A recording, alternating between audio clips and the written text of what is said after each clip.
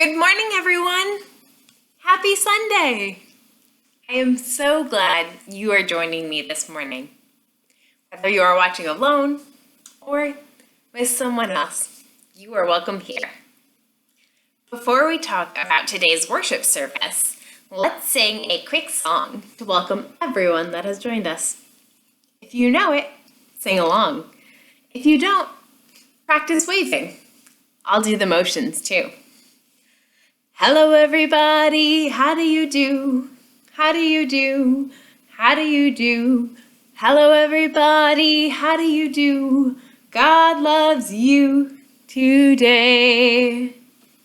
Thank you for singing with me. Today is Celebration Sunday. In our church, that means we celebrate all of our children, our youth, and all of our volunteers. Just by watching this video, you are showing support for us. Thank you. Remember, the first part of the service that we read together is called the call to worship, where we call our hearts, our minds, and our whole bodies to be present.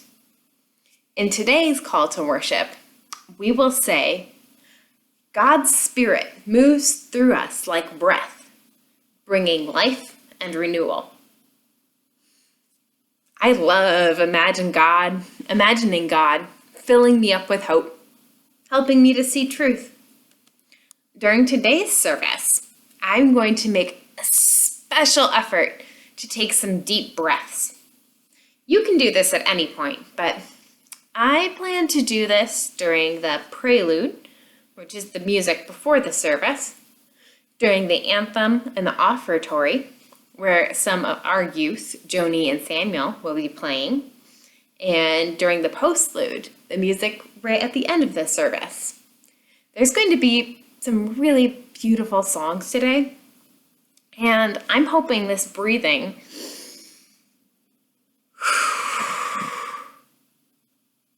will help me feel God's Spirit. We will hear 3 readings today. The first reading is from the book of Isaiah. Isaiah was a prophet. You can think of a prophet as a person who shares a message with others. Sometimes, prophets help people see the world differently. In today's reading, we will hear about a vision Isaiah had. You will hear God reject rituals, saying, "What to me is the multitude of your sacrifices?" God calls these sacrifices, these rituals, meaningless, without a change in actions. This reading finishes with God saying, "Learn to do good, seek justice, rescue the oppressed, defend the orphan, plead for the widow." The second reading today is from the book of Romans, which is a letter from Paul. In today's reading, you will hear Paul write, "Hope does not disappoint us, because God's love has been poured into our hearts." Whew, that's beautiful. The third reading today is from the Gospel according to Matthew. Matthew writes about Jesus giving instructions to the disciples. Jesus sends them out, telling them, "As you go, proclaim the good news. The kingdom of heaven has come near." If you want to make some art to help think about the readings and the sermon today, you might draw a suitcase. I'm just going to draw a very large bag or box, and then I might put a little handle on mine. And you can make yours as elaborate or as simple as you'd like. Since in our reading, Jesus is sending his disciples or his followers out to share God's good news, I want to think of myself being sent out into the rest of my week. What words or what pictures do I want to take with me?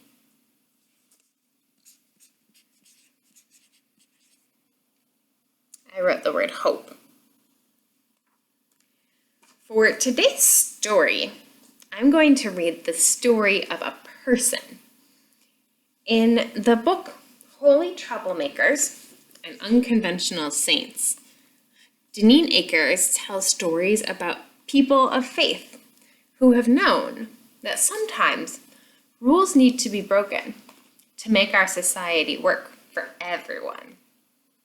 Today's holy troublemaker is Reverend Jacqui Lewis. Her illustration was drawn by Rommy Torrico. Reverend Jacqui Lewis vividly remembers her first communion.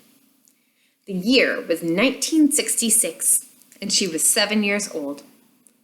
Brightly colored stained glass windows showed scenes from the life of Jesus. There were oak pews and deep red carpets there at the Seventh Presbyterian Church in Chicago. The church was very familiar to her. Her aunt played the piano every week during worship, and her father, a church elder, helped to serve communion. That day, the pastor spoke some words about what the bread and grape juice meant. Little Jacqui didn't understand much of what the pastor was saying, but as she was passed a small bite of bread, her mother whispered in her ear, "This bread means God will always love you." She ate the bread. Next, she removed a small glass from a golden tray with red velvet in between the small cup holders.